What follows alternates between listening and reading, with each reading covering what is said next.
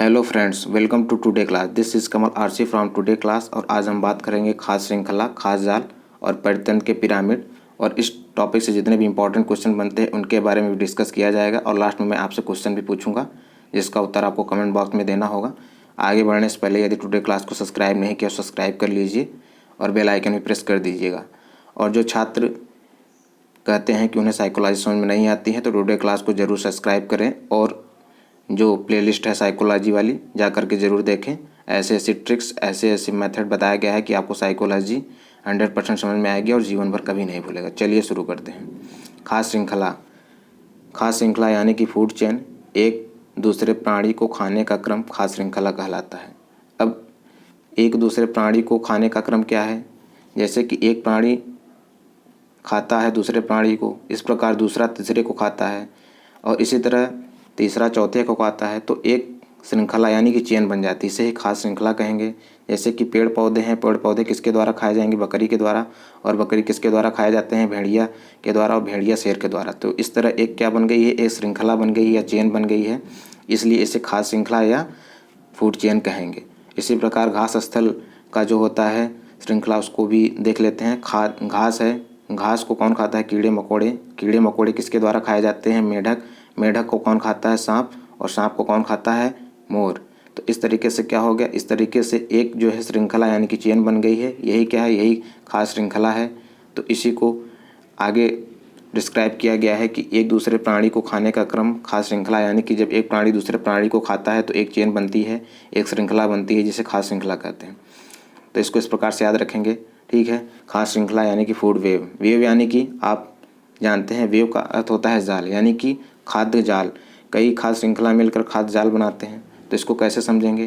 जैसे कि क्या है, जैसे पेड़ पौधे हैं और घास है, इनको कौन खाता है? बकरी। बकरी को कौन खाता है? भेड़िया। भेड़िया को कौन खाता है? शेर। इसी प्रकार क्या है? इसी प्रकार क्या है, पेड़ पौधे और घास को कौन खाता है? खरगोश। खरगोश भेड़िया के द्वारा भी खाया जाता है और सियार के द्वारा भी खाया जाता है। और सियार को कौन खाता है? शेर खाता है। इसी प्रकार होता है कीड़े मकोड़े। कीड़े मकोड़े किसके खाते हैं? मेढक कीड़े मकोड़ों को खाते हैं। और कीड़ों को कौन खाता है? सांप। सांप को कौन खाता है? मोर। और मेढक को भी कौन खाता है? मेढक को सांप खा लेता है। इसी प्रकार क्या है? इसी प्रकार चूहे कौन क्या खाते हैं? घास खाते हैं और फसलें खाते हैं। और चूहे को कौन खाता है? सांप। और सांप को कौन खाता है? मोर। तो इस प्रकार क्या है? इस प्रकार ये है, ये क्या हो गया? ये एक श्रृंखला बन गई। और ये दो श्रृंखला, और ये दोनों श्रृंखला आपस में क्या है? इंटरकनेक्टेड है, यानी कि एक दूसरे से जुड़ी हुई हैं। तो क्या हो गया? जब एक श्रृंखला दूसरे श्रृंखला से जुड़ी हुई होती है, यानी कई खास श्रृंखला मिल करके क्या बनाती हैं? खास जाल बनाते हैं। इस प्रकार से ये क्या हो गया? ये एक जाल हो गया है। तो इसे ही खास जाल कहते हैं। इसे याद रखेंगे। आगे चलते हैं। परितंत्र के पिरामिड। परितंत्र के पिरामिड कितने प्रकार के होते हैं? तो 3 प्रकार के होते हैं। संख्या का पिरामिड, जीवभार का पिरामिड, ऊर्जा का पिरामिड। अब संख्या का पिरामिड क्या है? या जीवभार या जैवभार इसे भी कहते हैं। और ऊर्जा का पिरामिड क्या है? इसको देख लेते हैं। संख्या का पिरामिड, संख्या का पिरामिड हमेशा सीधा बनता है। तो इसको 3 तरीके से देख सकते हैं। पहला है ए क्या है? घास स्थल या जंगल और समुद्र और पेड़। और जो घास स्थल का पिरामिड होता है वह संख्या का पिरामिड जो घास स्थल वाला होता है वह हमेशा सीधा बनता है। कैसे? जैसे कि संख्या, घास की संख्या क्या है? पेड़ पौधों की संख्या किसी भी क्षेत्र में ज़्यादा होती है और उसको खाने वाले खरगोश होगा या बकरी, उसको खाने वाले उससे कम होते हैं। और खरगोश और भेड़ को खाने वाले या बकरी को खाने वाले जो भेड़िया होते हैं या सियार होते हैं उससे कम होते हैं। और इसी प्रकार भेड़िया या सियार को खाने वाले क्या होते हैं? शेर, उससे भी कम होते हैं। तो इस प्रकार क्या होता है? खास संख्या का पिरामिड में जो घास स्थल का पिरामिड होता है उसमें क्या होता है? संख्या धीरे धीरे घटती जाती है, इसलिए इसमें पिरामिड सीधा बनता है। इसी प्रकार समुद्र का पिरामिड होता है। समुद्र में जो शैवाल होते हैं और समुद्री घास होते हैं उनकी संख्या बहुत ज़्यादा होती है। उसी प्रकार समुद्री कीड़े मकोड़े होते हैं, उनकी संख्या शैवाल और समुद्री घास से कम होता है। उसके बाद छोटी मछलियों की संख्या समुद्री कीड़े मकोड़ों से भी कम होती है। और वहीं पे बड़ी मछली सबसे जो ऊपर होती है उसकी संख्या सबसे कम होती है। तो इस प्रकार इसमें क्या होता है? इसमें भी सीधा पिरामिड बनता है। तो इसको इस प्रकार समझ सकते हैं। जबकि पेड़ का पिरामिड उल्टा बनता है। उल्टा कैसे बनेगा देख लेते हैं। जैसे पेड़ है, पेड़ पर कई पक्षी होते हैं, उनकी संख्या कोई एक पेड़ है, एक पेड़ पर कई पक्षी रह सकते हैं और पेड़ पर कई प्रकार के कीड़े मकोड़े भी रहते हैं और उन कीड़े मकोड़े और उन पक्षियों पे जो होते हैं परजीवी कई प्रकार के रहते हैं। यानी कि पेड़ है एक और पक्षी हैं कई और कीड़े मकोड़े उससे भी ज़्यादा होते हैं और इन्हीं पक्षियों पे जो परजीवी और जो बैक्टीरिया होते हैं वो इनसे भी ज़्यादा होते हैं, यानी कीड़ों मकोड़ों पक्षियों से भी ज़्यादा होते हैं। इसलिए क्या होता है, इनकी संख्या जो है ज़्यादा होती चली जाती है, यानी कि बढ़ती चली जाती है, जिससे जब संख्या का पिरामिड जो है उल्टा बनता है। तो इसे याद रखेंगे। क्वेश्चन यहाँ से बनता है कि संख्या का पिरामिड किस प्रकार बनता है, तो उल्टा और सीधा दोनों बनता है। याद रखेंगे इस प्रकार। जैव भार का पिरामिड देख लेते हैं। जैव भार या जीव भार एक ही शब्द है। जैव भार में घास स्थल का पिरामिड देखते हैं। घास स्थल का पिरामिड क्या है, जैसे कि कोई घास स्थल है, वहाँ पे पेड़ पौधे और घास क्या है, पेड़ पौधे और घास की क्या है, जैव भार, यानी का उनका भार जो है, जीव का जो भार होता है सबसे ज़्यादा होता है, क्योंकि वन जहाँ होते हैं वहाँ पर घास और पेड़ पौधे ज़्यादा होते हैं और इसलिए उनकी जो है जैव भार यानी का उनका जो भार होता है ज़्यादा होता है। जबकि उसको खाने वाले हिरण खरगोश है गए या भेड़ बकरी हो गए, उनका जैव भार इससे कम होगा। उसी प्रकार भेड़िया या सियार हैं, उनका जैव भार हिरण और खरगोश से कम होगा। उसी प्रकार शेर हो गया, शेर का जो जैव भार होता है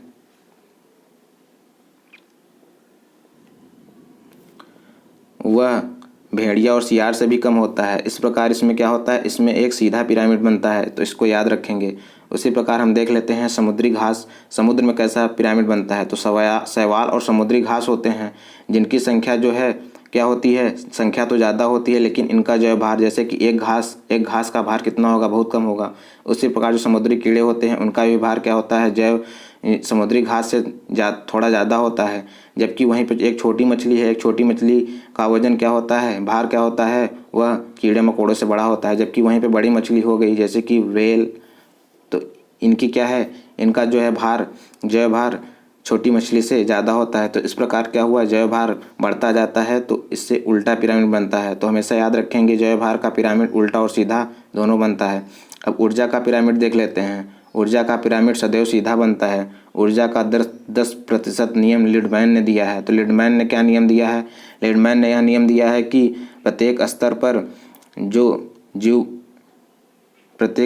जो ऊर्जा का स्थानांतरण होता है केवल 10% होता है, यानी कि 90% एनर्जी जो होती है वह क्या होती है, वह हर पोषण स्तर में जीव के द्वारा, उस पोषण स्तर के जीव के द्वारा जो है खपत कर ली जाती है। जैसे कि क्या है कि अगर यहाँ पे पेड़ पौधा है, पेड़ पौधे मान लीजिए 1000 किलो कैलोरी एनर्जी उत्पन्न करते हैं, यानी कि ऊर्जा उत्पन्न करते हैं। तो वहीं पर क्या होगा कि जो पेड़ पौधे के बाद जो इनको खाने वाले होंगे, यानी कि जो शाकाहारी होंगे, उनमें क्या होगा, उनमें 1000 किलो कैलोरी ऊर्जा नहीं जाएगी, केवल 10% यानी कि 100 किलो कैलोरी ऊर्जा जाएगी। और इसी प्रकार जो इस आगे खाने वाले होंगे उनमें केवल 10% यानी कि 100 का 10% 10 होगा, उसका उतनी ही एनर्जी जो है अगले जो है पोषण स्तर पे जाएगी। और इसी प्रकार लास्ट में 1% एनर्जी जाती है, यानी कि जो सबसे निम्न स्तर पे होते हैं वो उनका एनर्जी लेवल जो है ज़्यादा होता है, जबकि वहीं पे जो उच्च स्तर पे होते हैं उनका एनर्जी लेवल कम होता है। इसीलिए कहते हैं कि जो शेर है सबसे उच्च स्तर पे होता है वह इकोलॉजिकली वीकर होता है, यानी कि इकोलॉजिकली कमज़ोर होता है। जबकि क्या होता है, फिजिकली यानी कि ताकत में ज़्यादा होता है। और जबकि यहीं पे जो पेड़ पौधे होते हैं वे इकोलॉजिकली अधिक मजबूत होते हैं, जबकि फिजिकली वे वीकर होते हैं। तो ये 10% का नियम है। 10% का नियम वही है कि हर स्तर पे केवल 10% ही एनर्जी हर पोषण स्तर पर ट्रांसफ़र होती है। बाकी 90% क्या होता है, 90% क्या होता है, उस पोषण स्तर के प्राणी द्वारा खपत कर लिया जाता है। यानी कि अगर यहाँ पे पेड़ पौधा है तो वो 90% जो है खुद एनर्जी इस्तेमाल करेगा। अगर यहाँ पे कोई दूसरा प्राणी है, भेड़ बकरी है, तो वह 90% एनर्जी इस्तेमाल करेगा। और यहीं पे भेड़िया या सियार है तो वह 90% एनर्जी इस्तेमाल करेगा। और वहीं पे शेर है तो वो 90% एनर्जी इस्तेमाल करेगा। इस प्रकार हम कह सकते हैं कि केवल 10% एनर्जी जो है अगले पोषण स्तर पे जाती है। इस प्रकार एनर्जी का जो पिरामिड है वो सीधा बनता है, क्योंकि एनर्जी पहले ज़्यादा होती है फिर धीरे धीरे अगले पोषण स्तर में जाते जाते कम हो जाती है। तो इसको इस प्रकार समझ सकते हैं। नोट देख लेते हैं। ऊर्जा का पिरामिड केवल सीधा बनता है, बाकी संख्या तथा जैव भार का पिरामिड उल्टा तथा सीधा दोनों बनता है। जैसा कि मैंने बताया कि जय भार का पिरामिड हो चाहे संख्या का पिरामिड, दोनों उल्टा और सीधा दोनों प्रकार का होता है। केवल ऊर्जा का पिरामिड होता है, वह सदैव सीधा बनता है। तो इसको याद रखेंगे, यहाँ से क्वेश्चन बनता है। खास श्रृंखला के परस्पर समूह को कहा जाता है, खास श्रृंखला के परस्पर समूह को होता है खास जाल, यानी कि सी आंसर सही होगा। अब जय भार का पिरामिड होता है, जय भार का पिरामिड होता है तो उल्टा होता है या सीधा होता है या दोनों होता है, तो सी ऑप्शन यानी कि दोनों होता है, सही होगा। परतंत्र में कौन सा पिरामिड सदैव सीधा होता है, तो ऊर्जा का पिरामिड सदैव सीधा होता है। और लास्ट में आपके लिए क्वेश्चन, ऊर्जा का 10% नियम किसने दिया था, तो ए बी सी डी इन ऑप्शनों में से जो ऑप्शन सही है आपको उत्तर देना है। तो दोस्तों आज का वीडियो कंप्लीट हुआ। यदि आपने टुडे क्लास को सब्सक्राइब नहीं किया, सब्सक्राइब कर लीजिए। और जो भाई बहन हमारे कहते हैं कि उनको साइकोलॉजी समझ में नहीं आती है, तो प्लेलिस्ट जाकर साइकोलॉजी वाली ज़रूर विजिट करें। और मिलते हैं नेक्स्ट वीडियो में, तब तक के लिए गुड लक, और वीडियो को ज़रूर शेयर कर दीजिएगा। And God bless you.